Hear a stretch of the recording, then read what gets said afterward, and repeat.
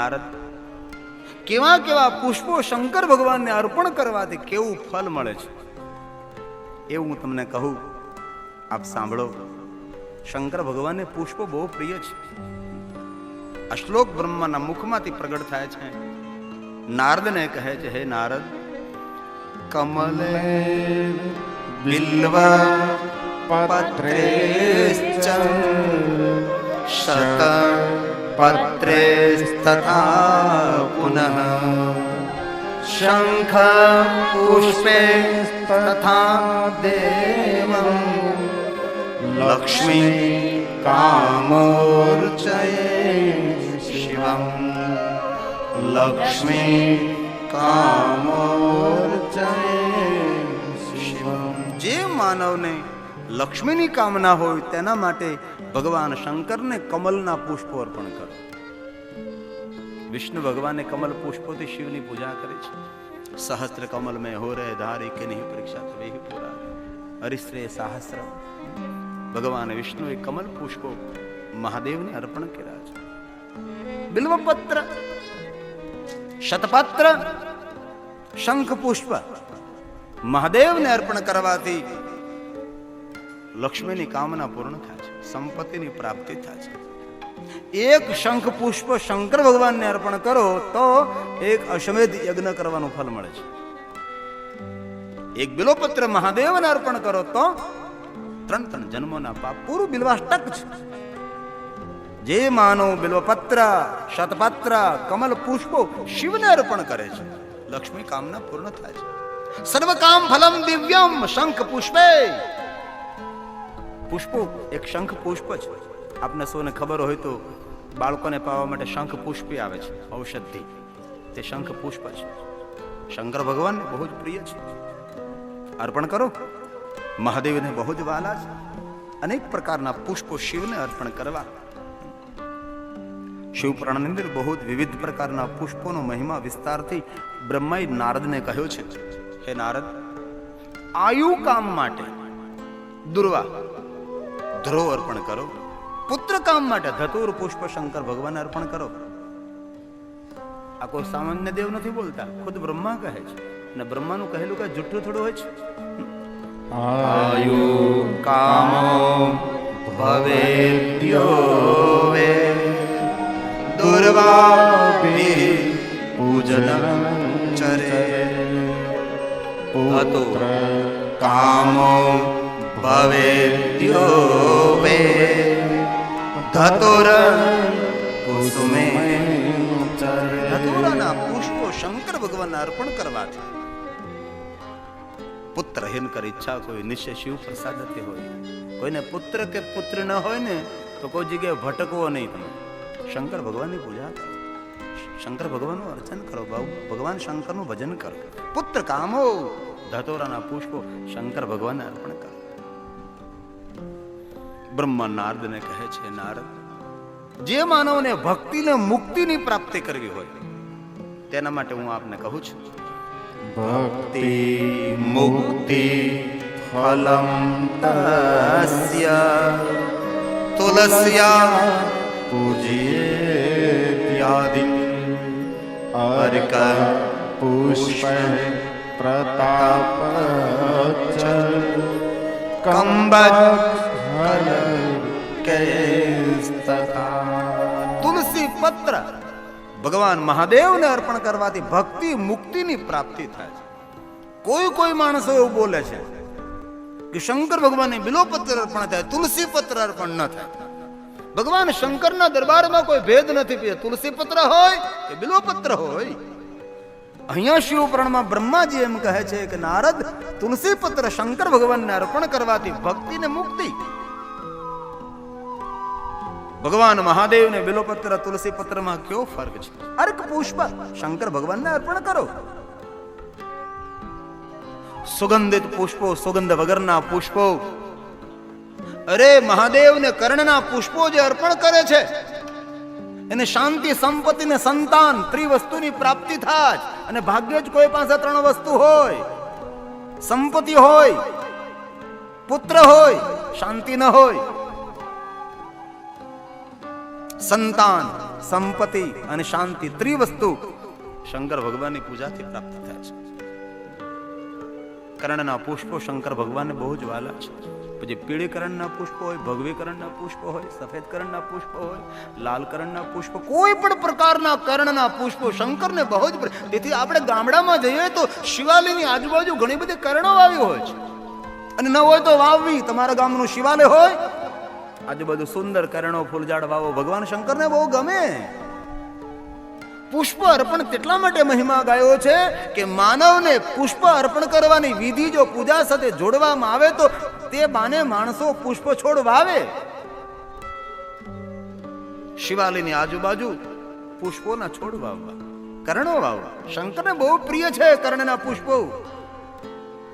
શાંતિ, સંપત્તિ, સંતાન ત્રિવસ્તુની પ્રાપ્તિ થાય ભગવાન મહાદેવને કર્ણના પુષ્પો અર્પણ કરવાથી. ગુલાબ ન મળે તો ઠીક છે, ગુલાબ ન મળે તો કર્ણના. અરે કર્ણના ન મળે તો નથી પૂછતો. કોઈ આંકડાના પુષ્પને જ્યારે હોય છે તે ડાળી પર સ્થાન પામે શિવ શિરે જ્યારે નમન કરે છે તેને વંદન કરીને. આંકડાના પુષ્પો કોઈને અર્પણ ન થાય. આંકડાના પુષ્પો ભગવાન મહાદેવને અને હનુમાનજીને આંકડાના પુષ્પો. આજે કોઈ ભક્ત કોણ લાવ્યું એ ખબર નથી, પણ આંકડાના પુષ્પોની માળા શંકર ભગવાન આજે અર્પણ કરે છે. આંકડાના પુષ્પ છે, મહાદેવને બહુ પ્રિય છે. ક્યારેક આપ મહાકાલેશ્વરનું દર્શન કરો તો પણ આંકડાના ફૂલોની માળા મહાકાલને અર્પણ થાય. કાશી વિશ્વનાથ મહાદેવ આંકડાના પુષ્પો શંકર ભગવાનને અર્પણ થાય છે. આંકડાના પુષ્પોથી ભગવાન શિવની પૂજા કરવાથી આપણા ક્ષત્રુઓ આપણાથી પરાજિત થાય, દુશ્મનોના ત્રાસમાંથી મુક્તિ મળે છે. તેથી આંકડાના પુષ્પો શંકર ભગવાનને અર્પણ કરવા ભગવાન શંકરને પ્રિય છે. અરે કોઈ પણ પ્રકારના પુષ્પો શંકર ભગવાનને અર્પણ થઈ શકે છે. અરે ઝેરીલા પુષ્પો પણ શંકર ભગવાનને અર્પણ થાય. અતિ ઝેરીલા, અતિ ભયાનક પુષ્પો એ શંકર કોઈ પણ કોઈ પણ પુષ્પ મહાદેવને અર્પણ કરી શકાય છે. એક બે પુષ્પ ને ચંપાનું પુષ્પ અને કેતકી પુષ્પ. કેતકી પુષ્પ એટલે કેવડાનું પુષ્પ. ઉनको છોડકર બધા જ પુષ્પો શંકર ભગવાનને અર્પણ થઈ શકે છે. શંકર ભગવાનને પુષ્પોનો શણગાર બહુ સરસ દેખાય છે. સોના ચાંદી હીરા મોતી નહીં, પુષ્પોનો શણગાર શંકર ભગવાનને બહુ શોભે છે. આપ પુષ્પ છોડ વાવો, કરણો વાવો, કરણોને પાણી પાઓ, શિવાલયની આજુબાજુ સુંદર વૃક્ષારોપણ કરો. શંકર ભગવાનને જરૂર જલાભિષેક કરજો. પણ પહેલું આપણું કર્તવ્ય છે, એક શિવાલયના પટાંગણમાં કોઈ વૃક્ષ સુકાતું હોય તો તેને પહેલા પાણી પાવું જોઈએ. આપણે તે પુષ્પ છોડને ઉછેરવા જોઈએ, તે સુકાઈ ન જાય તેની કાળજી રાખવી જોઈએ. બિલ્વપત્ર શિવને અર્પણ કરનારા માણસો બહુ છે, બિલ્વ વૃક્ષ વાવનારા માણસો બહુ ઓછા છે. પુષ્પો શિવને અર્પણ કરનારા વધારે છે, ભગવાન શિવને પુષ્પ ચડાવનારા બહુ છે, પણ પુષ્પ છોડ વાવનારા કેટલા છે? બહુ ઓછા છે. પુષ્પ વાવો, છોડ વાવો, શિવને અર્પણ કરો. જે માનવ પોતાના હાથથી ચંદન ઘસીને, ચંદન ઘસવું પડે, ઓરસિયા પર સુખડનું લાકડું આવે છે, પસીનાના બિંદા પડી જાય ત્યારે એ લાકડું સુખડનું કાષ્ઠ ઘસાય. ઓરિસ્સા ઉપર ગોઠણિયા વાળાના ઘસતા હોય, તરભાણું ભણે ચંદનનું, ઠંડુ ઠંડુ સુગંધી ચંદન. જે માણસ પોતાના હાથથી ચંદન ઘસી અને ભગવાન શંકરને જે રોજ અર્પણ કરે છે તેને ઇન્દ્ર પણ પરાજિત ન કરી શકે એવું સામર્થ્ય તેનામાં આવે છે. બહુ ઓછા લોકો આજે ચંદન ઘસે છે. ખબર નહીં કલરની ડાબી ક્યાંથી આવી ગઈ છે. કેસરયુક્ત ચંદન 10 રૂપિયાની ડબલી મળે. એ કેસરયુક્ત ચંદન 10 રૂપિયાની ડબ્બી, એ કલર છે, કેમિકલ છે, ન કરાય. અરે મૂર્તિને ખાય જાય છે. કપાળમાં રોજ કરો તો કપાળમાં કાળો દાગ પડી જાય છે. એ ચંદન નથી, એ કલર છે. ચંદન તો ઘસવું પડે છે. ઘણા ભક્તોને મેં જોયા છે, પોતાના ઘરમાં નાનકડું મંદિર હોય તો ઓરસિયો નાનો રાખે, ચંદન નાખે, ઘસે. એમાં કેસરયુક્ત ચંદન ભગવાન શંકરને સરસ રીતે લેપ કરે. અને જેને બહુ ક્રોધ આવતો હોય ને, વાત જેનો મગજ તપી જતો હોય ને, તેને રોજ મારા જેમ ચંદનનો લેપ કરવા, તેનો સ્વભાવ શાંત થઈ જાય. આમાં કેસર ભેળવો એટલે આવું થઈ જાય, નકર સફેદ હોય ને ચંદન, રક્તવર્ણ ચંદન પણ આવે છે, એ પણ શિવને અર્પણ થાય. ચંદન, રક્તવર્ણ ચંદન, કેસરયુક્ત ચંદન, ભગવાન શંકરને ચંદન અર્પણ કરો, ક્યારેક હાથથી ઘસીને. શિવને બહુ પ્રિય છે, તેથી આ કલરની ડબ્બી નહીં. પુષ્પ પૂજાનો મહિમા બ્રહ્મા કહે છે કે હે નારદ, જે કોઈ પુષ્પ પૂજાનો મહિમા સાંભળે છે તેને આ જગતના બધા જ પુષ્પો શંકર ભગવાનને અર્પણ કરવાનું ફલ પ્રાપ્ત થાય છે. આવો મહિમા ગાયો. બીજી પૂજા છે ધાન્ય પૂજા. અનેક ધન ધાન્યથી ભગવાન શંકરની પૂજા થાય છે. વિવિધ પ્રકારના ધન ધાન્ય મહાદેવને અર્પણ કરવામાં આવે છે. પહેલું ધાન્ય તાંદુલા રોપણે નૃણામ લક્ષ્મી વૃદ્ધિ પ્રજાયતે અખંડિતં વિદ્યો વિપ્રહ સમ્યમ ભક્ત્યા શિવો. શંકર ભગવાનની ઉપર અખંડ ચાવલ, અખંડ બિલ્વપત્ર, અખંડ જલધારા, અખંડ તાંદલ, લક્ષ્મી વૃદ્ધિ નીકળાવે છે. લક્ષ્મી પ્રાપ્ત થઈ હોય એની વૃદ્ધિ થાય છે. ચાવલ, આખા ચાવલ શંકર ભગવાન અર્પણ થાય છે. આ ધાન્ય પૂજા છે. પછી ઘઉંથી પૂજા થાય છે, મગથી પૂજા થાય છે, તલથી પૂજા થાય છે. એમ બહુ જ લાંબો વિસ્તાર છે. શંકર ભગવાનને પહેલા શુદ્ધ સ્નાન કરાવી, કપડાથી ભગવાનને લૂછી નાખવાના. એમાં કોઈ સુગંધિત દ્રવ્ય નહીં, બીજી કોઈ વસ્તુ નહીં, બસ એક ધાન્ય કોઈ પણ એક લેવાનું. ચાવલ તો ચાવલ, તલ તો તલ, ઘઉં તો ઘઉં. વિષ્ણુના મુખમાંથી પ્રગટ થયેલા શંકર ભગવાનના 1000 નામો બોલી આ ધન ધાન્યથી ભગવાન શિવની પૂજા કરી શકાય છે. રુદ્રીપાઠ આપણને બહુ અઘરો પડે એ તો આપણે ન કરી શકીએ.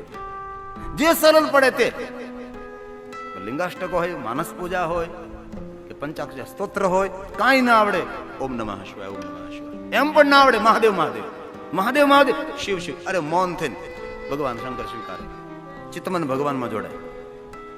અનેક ધન ધાન્યથી ભગવાનની પૂજા કરવી. અને એ પૂજા પૂર્ણ થયા બાદ ભગવાનની આરતી વંદના, ત્યારબાદ પૂજા પૂર્ણ કર્યા બાદ એ બધું ધન ધાન્ય લઈ લેવાનું છે ભાઈ. એ ચાવલ બધા લઈ લેવાના છે, મગ અર્પણ કરે મગ લઈ લેવાના, ઘઉં બધું લઈ લેવાનું છે.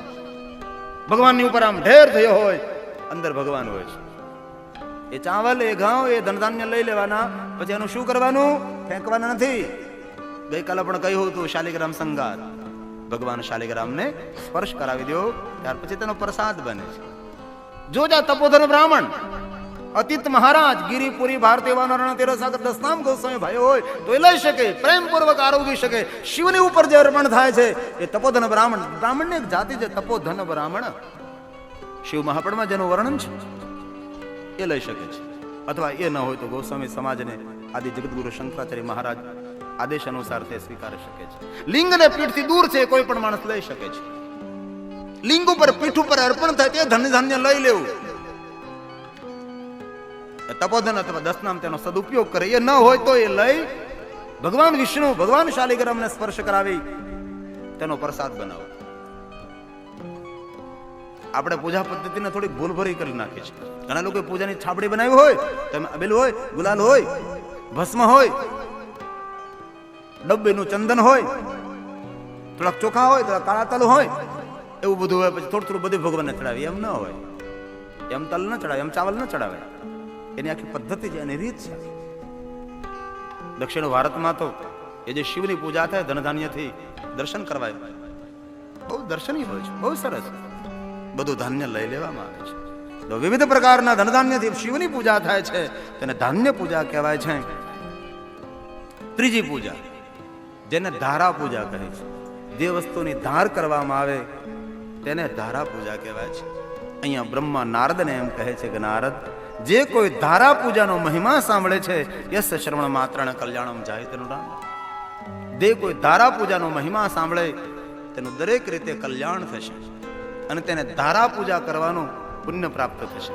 ખુદ બ્રહ્મા બોલ્યા છે, પરમ પ્રવક્ષ્યામિ ધારા પૂજા ફલમ મહત યસ્ય શ્રવણ માત્રેણ કલ્યાણમ જાયતે નૃણામ કલ્યાણમ જાયતે.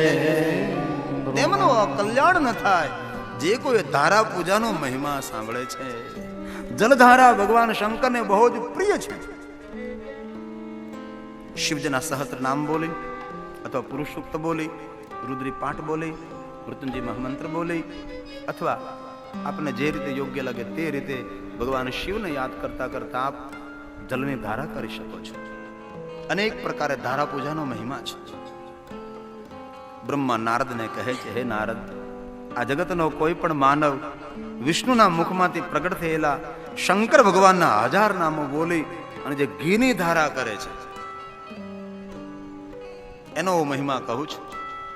ધૃત ધારા શિવે કાર્યા યાવન મંત્ર સહસ્રકમ તદા વંશસ્ય વિસ્તારો જાયતે નાત્ર સંશયઃ જાયતે નાત્ર. તેનો વંશનો વિસ્તાર થાય, તેનો વંશ નિર્વંશ ન જાય. આવું